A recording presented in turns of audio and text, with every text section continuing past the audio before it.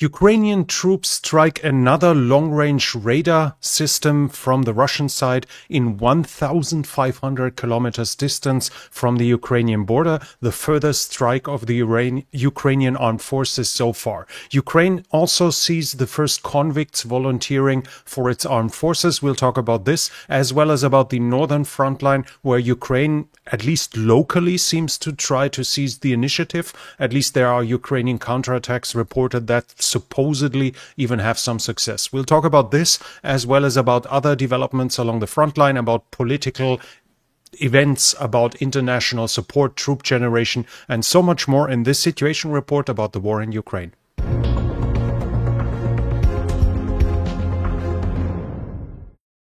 A Russian glide bomb attack on Kharkiv has hit a hardware store. According to the Ukrainians, 200 civilians were in that store while it hit. There are even videos from the inside of the hardware store while it was hit, where you see that regular business was happening. Ukrainians are reporting at least 14 people dead. In the surroundings are a lot of shops and McDonald's and other shops. So, of course, the accusation is that there was no justification for this attack, that this was another Russian war crime. The Russians overall have used over 10,000 glide bombs since the beginning of the war, according to the Ukrainians. Kharkiv is one of the cities that is regularly hit, but the majority seems to strike the front lines. This, of course, is happening dozens of times daily, where the Russians try to soften the front lines of the Ukrainians. Let's switch to the developments along the front lines itself. The Ukrainian President Zelensky is talking about a fresh buildup of troops in the Belgorod region. According to the distances, he says, the distances from Belgorod, etc., the ISW is assuming that he's talking about Graivoron, about this area where the Russians are building up. So far, it's unclear to which degree they have built up their forces and, of course, how deep they want to strike in. But we see that, for instance, this town here would probably be a reduction of communication for the lines of communication along the front line here, should they reach this. But then again, you see how far they've come at other parts of the front line. We have, when we switch to the developments along the front line itself, we have a geolocalization in this area here at the western entrance into the Ukrainian positions, into the Ukrainian countryside. And here we have the Ukrainians recently being attacked here by the Russians. And the interesting part is this is here. So the Ukrainians seem to be advancing forward in this area. The Russians are also reporting that there are Ukrainian counterattacks, but this was the only point where I could see that they might have had local success. Further east, fighting is continuing, but I do not see much of a change. Even in Vovchansk, I do not see that something has significantly changed there. It seems like the Ukrainians are still in the north of the city, that they still have a presence here. To which degree exactly, I can't say, but fighting is ongoing. And if the front line is changing, it's definitely right now not changing really fast anymore. Let's switch to the Eastern Front. Here we have some changes as well. First of all, Ivanivka has fallen. It's that town here. We have geolocalization as well of the Russians being right inside of it. This is north of Kislivka and Kotlyarivka, which has recently fallen. So this is a Russian advance in this area where the Russians have continued. Also, we have a Russian advance south of it, close to Michivka, whatever. I'll give up. Sorry.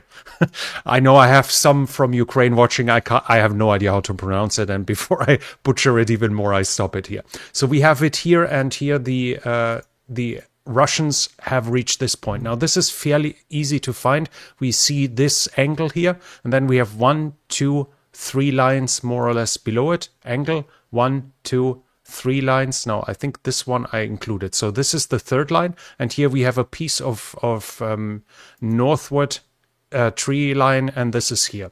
So the Russians have advanced roughly until here. This is an advance of probably over a kilometer along the tree line here, so quite a significant advance of the Russians. But that's all I can observe north of the Seversky Donetsk, and south of the Seversky Donetsk we have some changes right away again. Bilohorivka, Russians recently reported that they captured it. Then we had a fresh geolocalization here in the north. We have not seen any visual changes in Bilohorivka itself, and this changes now. The Russians had planted a Russian flag on a tower here. It was struck with the Ukrainians with an FPV drone, and to plant a flag here, obviously they had to enter it and they had to secure it around it well enough that they managed to climb up there without being shot down. This indicates that the city, the town of Bilohorivka, might have actually fallen, at least the majority of it. It's unclear yet. Why do we have fresh geolocalizations up here? Have they been a couple of days old? The situation is unclear, but there is visual evidence of the Russians having entered the center of Bilohorivka a couple of days ago, and it wasn't the Ukrainians taking down the flag, it was them using an FPV drone against it. Also not an indication that they recaptured the position, so it is possible that Bilohorivka has finally fallen to the Russians again. So we'll have to observe the situation, how it develops in the future, in the coming weeks and months, or better, in the coming days. South of this here, in the direction of Siversk, additional attacks are reported, but I cannot see any additional change. We have some change here at Chasiv Yar. We now have a confirmation that the Russians occupied the fortification that is here. There is a trench line here, and it's now in Russian hands, and the pro-Ukrainian maps now add this area fully under Russian control. I showed you in the last situation report that the Russians had reached this point here in geolocalized videos. Now the Ukrainians assume that it's fully occupied by the Russians, and this area is now contested by both sides. And then, after the most likely the fall of Klishivka, while we don't have confirmed that the Russians have full control over the southern part, we know that the majority of it is in Russian hands. The Russians are now claiming that the Ukrainians have left Andrivka. I have no visual proof whatsoever, and I have not seen Ukrainians confirming that. It's possible that Andrivka has now fallen into Russian hands as well, but as said, I do not have any proof of this right now, as of now. Let's go further south towards the Avdiivka area, and here we have some changes again. The Russians managed to somewhat advance in the area here along the railroad line. They also advanced a little bit in the area of Novoalexandrivka. Here they advanced in the tree lines and gained some additional positions, and they also advanced somewhat in the north here. Overall, each time less than 500 meters, but they have some advances. And here the pro-Ukrainian maps add basically this area to the Russian control. So while I have geolocalizations from this area, there's no need for me to show it, but we have an additional geolocalization, and this is the Russians being at this position here, and here you see Sokil. So the Russians have now reached this point already, meaning that the front, they must control this tree line already. So the real front line is at the very least down here already. They are basically at the outskirts of Sokil right now. The pro-Ukrainian maps also give Umansk now fully in Russian control. We talked about it in the last time that it was likely in Russian hands already, but now we have the confirmation. Further south, we have no fresh changes in Krasnohorivka. I've seen fresh geolocalizations, but all of them within what we are expecting, what we've seen in the past weeks, where the Russians were already, so no change that I can confirm. But the Russians gained roughly a kilometer in this direction, in the direction of Vodiane, by occupying two tree lines here in the west of Solotke, in the area here. Further west, I do not have any change. I can say nothing south of Velika Novosilka. The situation about Robotine is still unclear. In my mind, it's occupied by the Russians. Ukrainians even say that this is not true. We'll have to see. Even the pro-Ukrainian maps only say that it's contested, so we'll have to observe. But from the geolocalizations, as said, I think Robotyne has fallen into Russian hands. On the Dnipro, the situation remains unclear. Now Ukrainians claim that they are not withdrawing from Krinky, so maybe they are still there. We'll observe and check what's going on. I cannot say anything for sure. From the Crimean Peninsula, Russians are reporting fresh missile attacks on the Crimean Peninsula. Some are claiming ATACMS, some are saying Neptune, but no claims, no confirmational hits. So either all missiles were shot down or they hit something and we haven't seen evidence. So unclear. There seems to have been additional attacks with either the anti-ship missile Neptune that can be used against land targets, or with ATACMS, but we do not know if they've hit something, which is possible though, obviously. Generally, the Russians are reporting more and more counterattacks in Kharkiv, so against those two positions here. According to the Russians, the Ukrainians have already concentrated 50 battalions, some of them from their strategic reserves, but also some horizontal deployment, meaning they took them out of frontline positions to shift them here, all according to the Russians.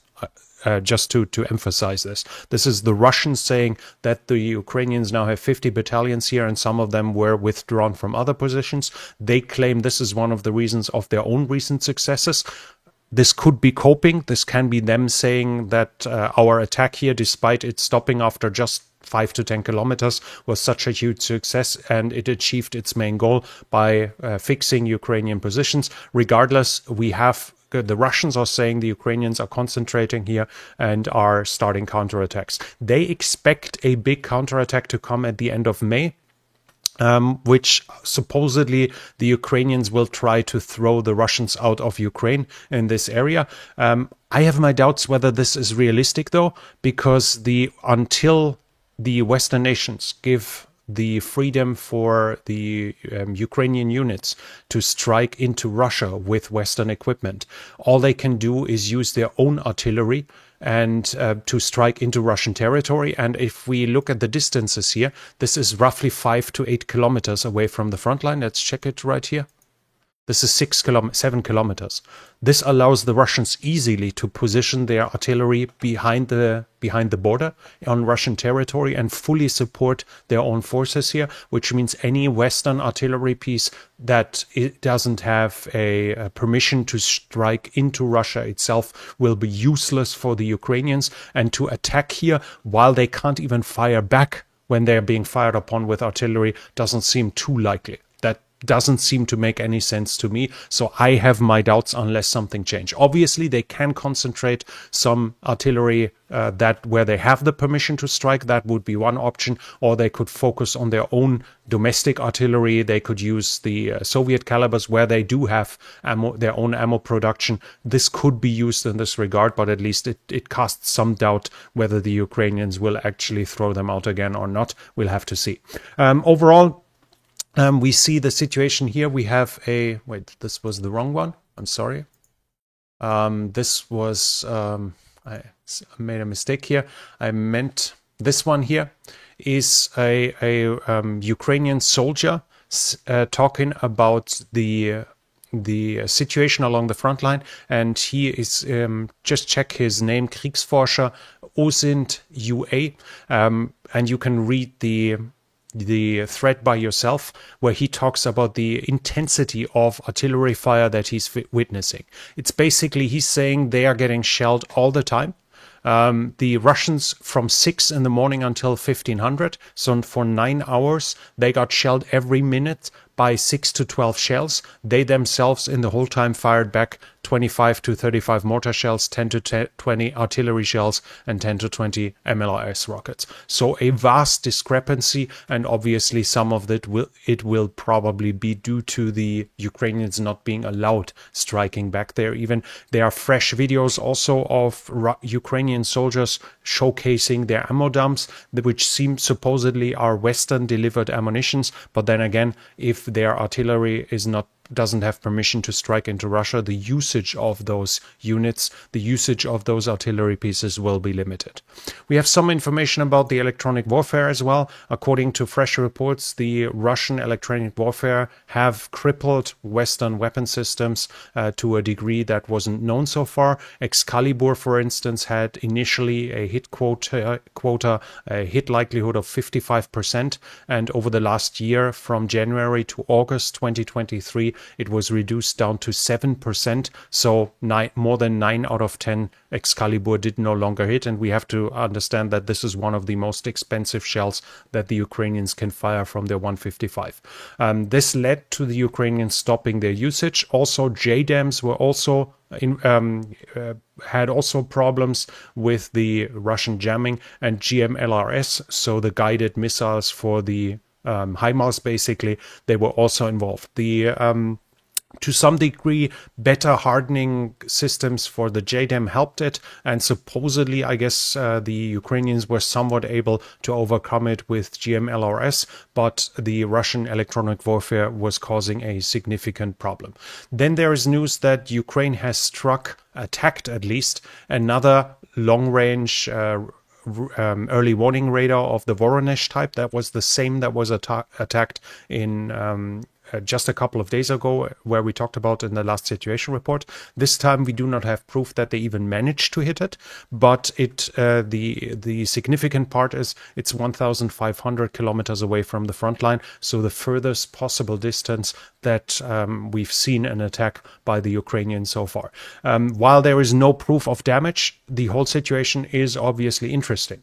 I talked about it in the past that striking the early warning systems is somewhat problematic, and it will probably not have many fans in the United States.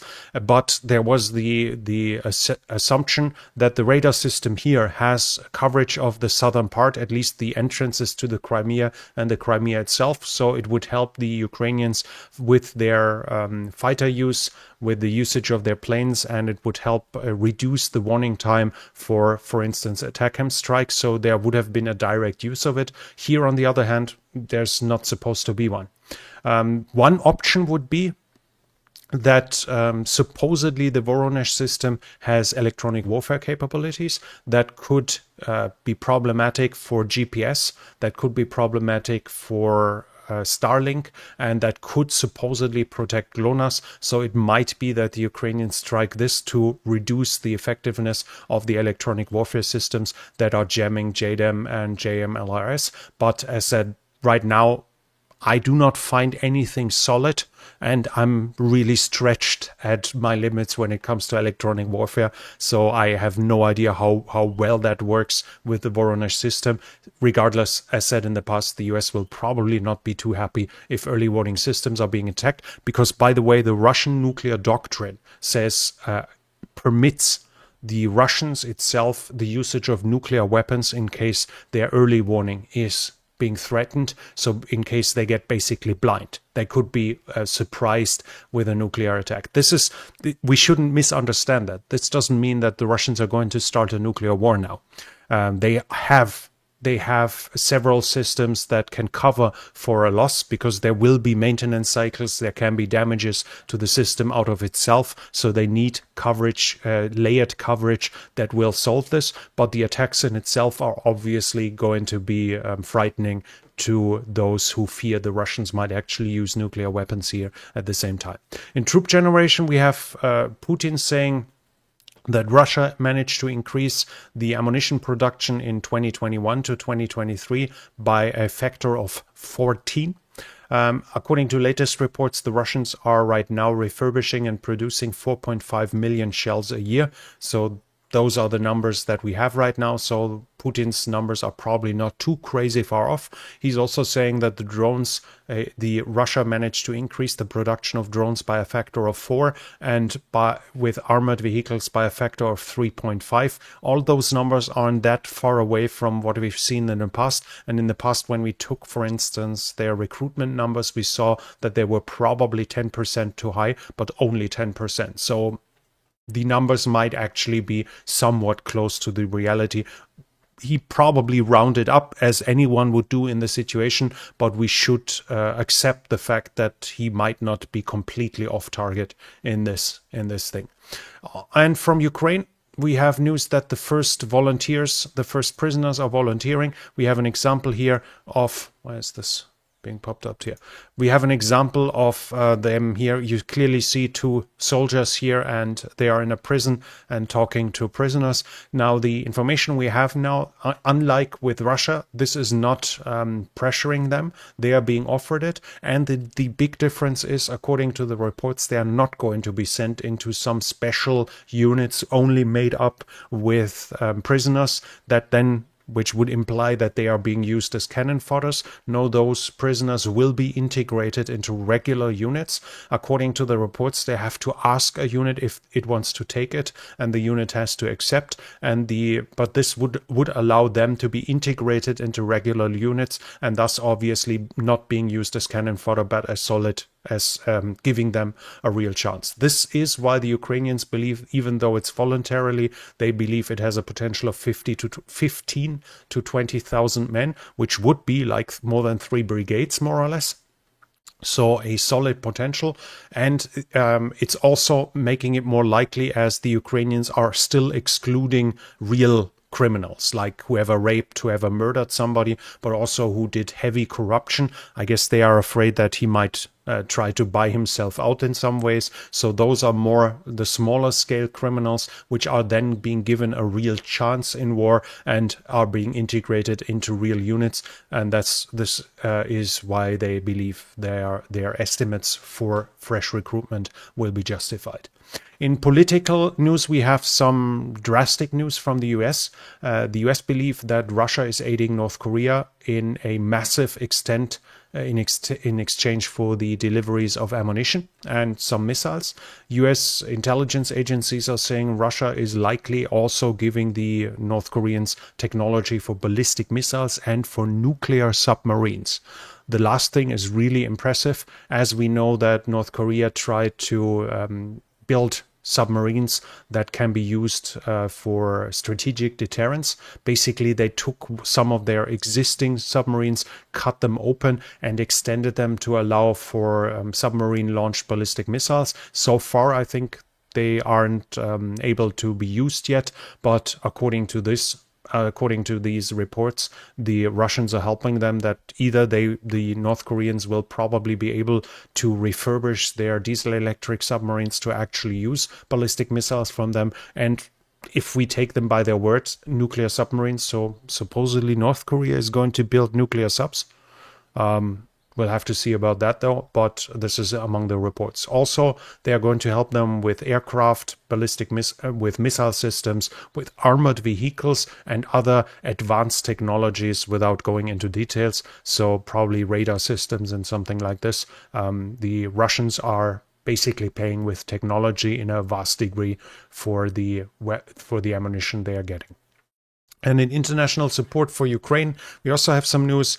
Spain and Ukraine signed a security agreement. According to that, Spain is going to give Ukraine military aid over €1 billion this year and 5 billion until 2027. The details for that are not fully known yet. Obviously, with the volume of it, and 5 billion for a country of Spain could probably be criticized as well, but that's what they promised in this regard. But we have good news for Ukraine, as Sweden and Poland have agreed the usage of their weapons in Russia. Basically, they only delivered artillery, even though Poland delivered planes, actually. But this means the Archer and the Krab, for instance, are allowed to shoot into Russian territory according to this, and this could obviously help the Ukrainians in a potential counteroffensive in Kharkiv. Germany, on the other hand, as well as Italy, are refusing. They are not giving permission to use their weaponry in Russia, and the debate is continuing in the US as well. And the Ukrainian ambassador for Germany said in an interview that Ukraine is receiving Boxer. This is a wheeled IFV. He mentioned a module, which is not known. So either he misspelled or it's an unknown module as of now. But he also mentioned the RCH-155, the artillery pieces that Ukraine gets. And as he mentions both, it actually seems that unbeknownst to the public, Ukraine bought Boxer, which are being produced for them in the near future. And finally, we have a picture that the tankers here will probably not like. An Abrams, after the Ukrainians tried to improve their tanks, and they now did it here as well. We see Contact 1 ERA in the front and sled armor around the turret to protect the Abrams from drones and heat shells, heat grenades as well here.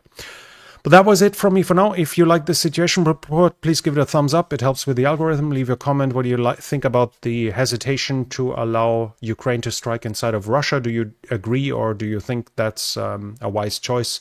Or do you think it's a bad choice to not allow Ukraine to strike back? And if you're new here, I would like to invite you to subscribe to the channel and hit the bell icons so you don't miss future videos. This channel is only possible because of the support of viewers like you. If you like to support the channel, you can do so by the means in the description. But that's it from me for now. Thank you for watching, and I'll be back.